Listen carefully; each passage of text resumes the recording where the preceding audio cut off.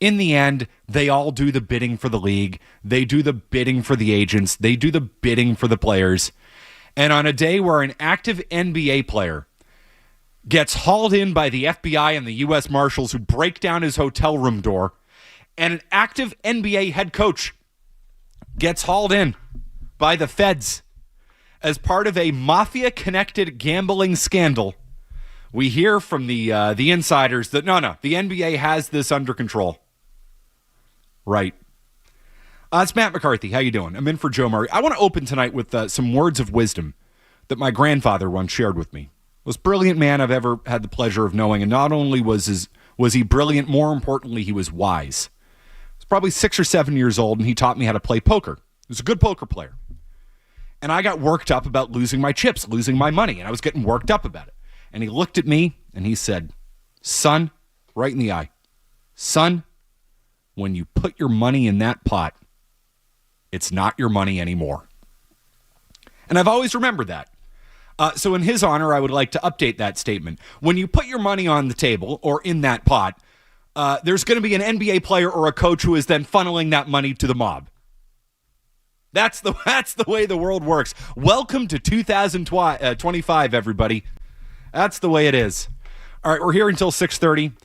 We have RJ and Ken Hodge taking over. Ken Hodge in for Bob tonight. We've got the Bruins and the Ducks coming your way. I could start with the Bruins tonight, coming off the Marchand thing. I could start with the Celtics from last night, choking a game away at the end. We could do yet another segment on how bad the Celtics coaching situation is, and it is. We know it. It's all obvious. But instead, I want to start with, well, the fact that Mo Green had it all figured out, baby. He was making his bones while you were going out with cheerleaders, and he knew that the best way to make some money is to rig the outcome. It is the oldest trick in the book, and nobody knows that better than the NBA. Now, not that you would know it today by watching ESPN, but there was a bit of an issue, bit of a problem today in the league. You were not going to hear about it on Get Up, who were busy talking about yet another, I'm sure, very important Aaron Rodgers discussion, while the FBI and the U.S. Attorney for the Eastern District of New York were holding a press conference detailing how Terry Rozier, Chauncey Billups, and a bunch of mobsters have been trying to rig NBA games. But no, we didn't hear about that. Didn't carry that press conference live because in the end, I think we all understand that this is just the beginning. And the question is, how far does it go from here? And you better believe that the damage control is underway at the NBA as they try to figure out how to clean this thing up. Now, I am not a stats guy. Skaz, you know me pretty well. Do I come in here and hit you with stats to begin a lot of these programs? Do I come in and find a statistic or a number to make my argument, or do I just make my argument for the sake of making my argument? I would lean more towards the second one there. I have some stats for you, though, Skaz, on just how porked Chauncey Billups and Terry Rozier are. All right? This is a federal case. And let me tell you, when the feds show up at your door, and by the way, they always show up early in the morning, so I would not stay at your house early in the morning. Just piece of advice to you. But when the feds show up at your door, daddy's not coming home for dinner, folks. Hey, kids, daddy's not coming home for Christmas either. This according to Pew Research.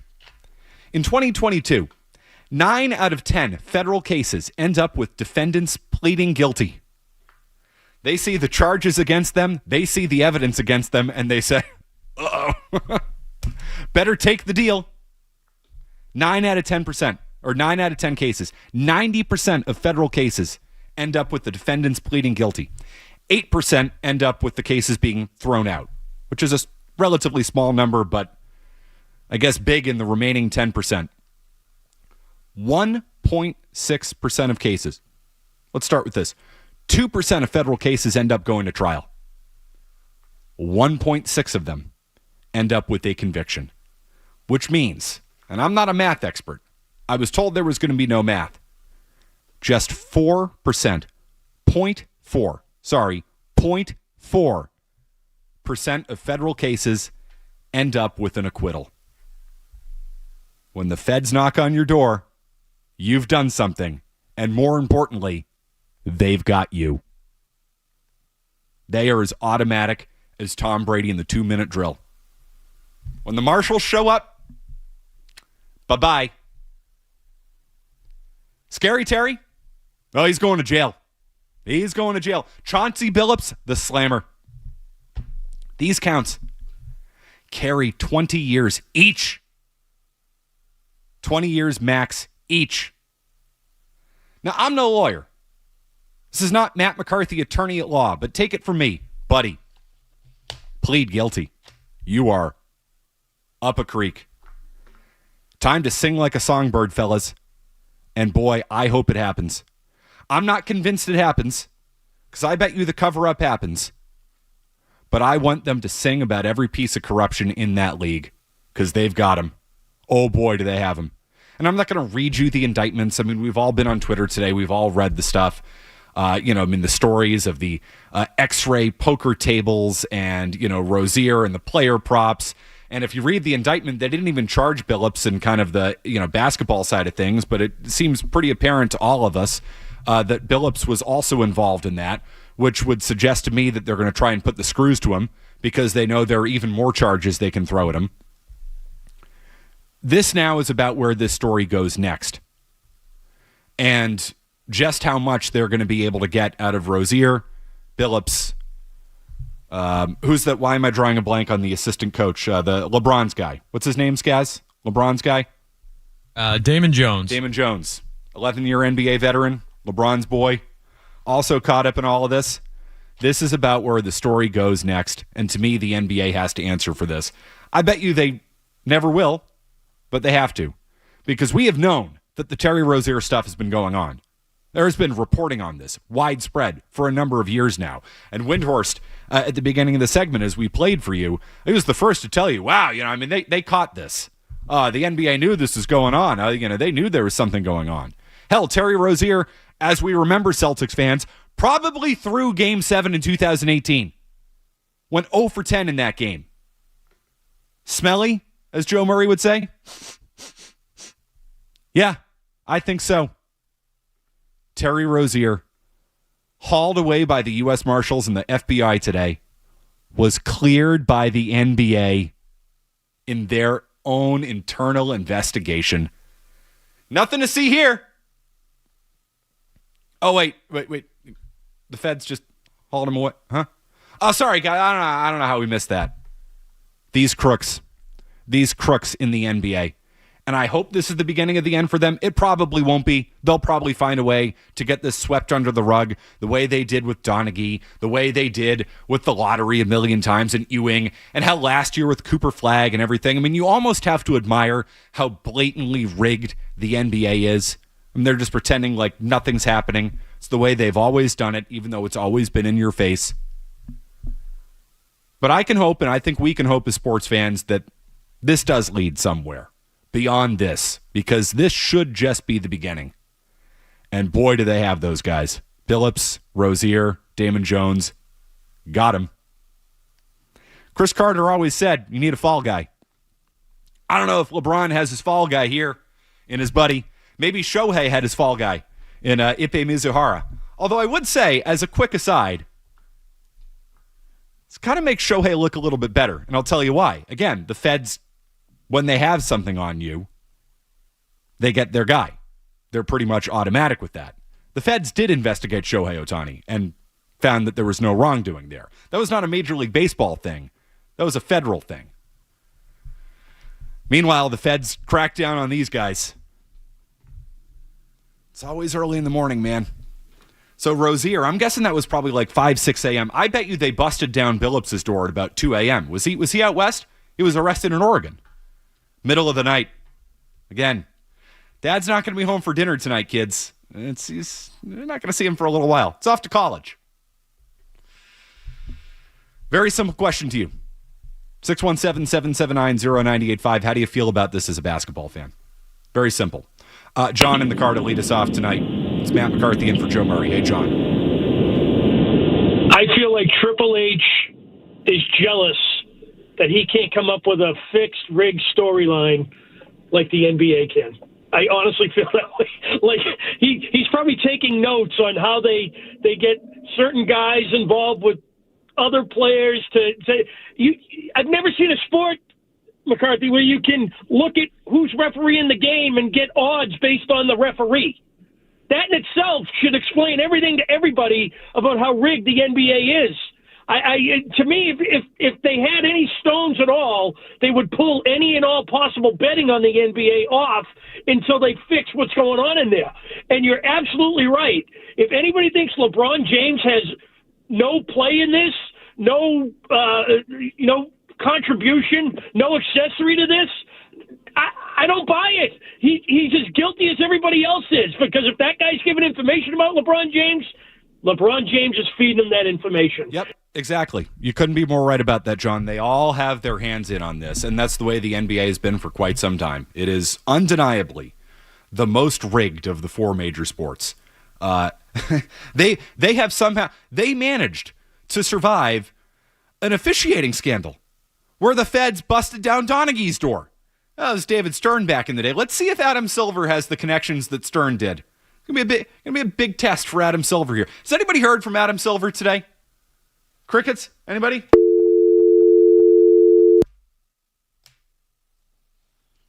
I hope they don't get away with it the way they always have. I'll put it to you that way. Let's hope those guys sing, and they should. If I'm facing 40 years in a federal prison, I'm singing like you wouldn't believe. Now, I guess when you are implementing and introducing the mafia element to all of this, maybe it makes it a little bit harder to sing. I will say that. There is that factor going on. What a story. What a crazy story. And yet, so extraordinarily believable. Is there a single one of you out there who read this today and said, well, I don't believe that? I mean, come on. The NBA? Especially with the gambling going on. Let's get into the proliferation of sports gambling on the other side and what this all means and whether that's really a bad thing, how unavoidable this is. We'll get into all that. 617-779-0985. It's Matt McCarthy in for Joe Murray. Don't go anywhere. There's more Joe.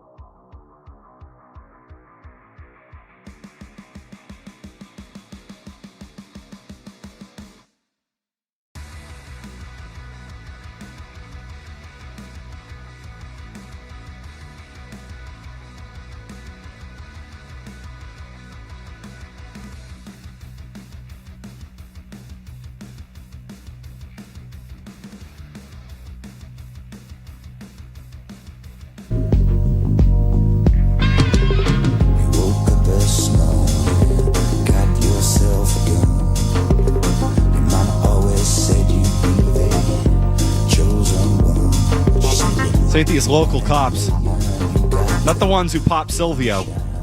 Every year, DA tries to get some popcorn headlines. I mean, Silvio was back before his soup got cold. That is not going to be the case for Chauncey Billups, Terry Rozier, and everybody else associated with this thing. It's not the Essex County folks showing up at your door. These are the feds.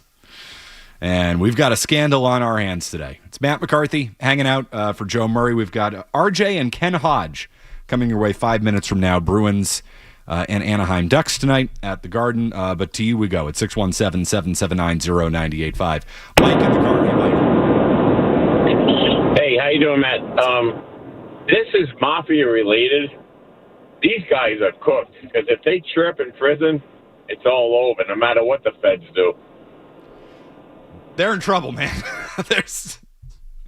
You think you're having a bad day? Try being Chauncey Billups and Terry Rozier. And the question is, how much more do we get out of this? How much do the feds start digging into the NBA? Does Adam Silver get called up in front of Congress because there's a politician who's looking for some headlines and wants to subpoena Silver and force him to come testify before Congress? That's the type of thing that probably goes down with this. And don't get me wrong, I'm not one for political theater and stupid things up on Capitol Hill. I would tune into that. I would have my popcorn ready for that. Just see Silver go up there and try to answer things for a whole bunch of politicians who are just trying to get a little bit of attention. I mean, that would be good theater. I'll give you that. And then you bring the lawyers into it all, too. I don't know if you saw this, Skaz, from Terry Rozier's lawyer, who's about to make a lot of money. Unless Rozier gets smart and pleads right away. Rozier's lawyer, Jim Trusty, said in a statement that his client is, quote, not a gambler and looks forward to winning this fight. Sign me up for the lawyer named Trusty. That's straight out of a cartoon right there. He changed his name. There's a trusty lawyer right here. That sounds like a bad local commercial. If there's one thing America needs, it's more lawyers. You're right. I mean, this is a billboard guy, right? He found Better Call Saul. This is attorney Jim Sokolov out there. Yes. Our guy, attorney Jim Sokolov. Local guy. He's been doing it here as a legend. You kidding me? Jim Trusty, Rozier's lawyer. I don't know what you're looking at. My client's not a gambler. Actually, I would say, though, Jim Trusty is right. Very trustworthy guy. His client's not a gambler. He knows the outcome. It's not gambling if you know the outcome. Rozier has it all figured out. Well, until this morning. He looks forward to winning this fight. Again, the statistics would suggest 0.4% of federal defendants win their case. That's 0.4% get acquitted. Going up the river, man. That's a rough day for them. Chris in the car. You gotta be quick, Chris. Jesus. Hey, McCarthy. It's great to hear you on the radio. Thanks, man. One thing I have to... This is going on in sports for a very long time. Since Pete Rose, right? Before Pete Rose, obviously. And this is all sports. My question is, how deep does the rabbit hole go? Just looking at the Patriots game a couple of weeks ago, and I forget who they're playing off the top of my head. Yeah, the Saints. I got to let you go, Chris, because unfortunately we're up against it and your phone's just rough. How deep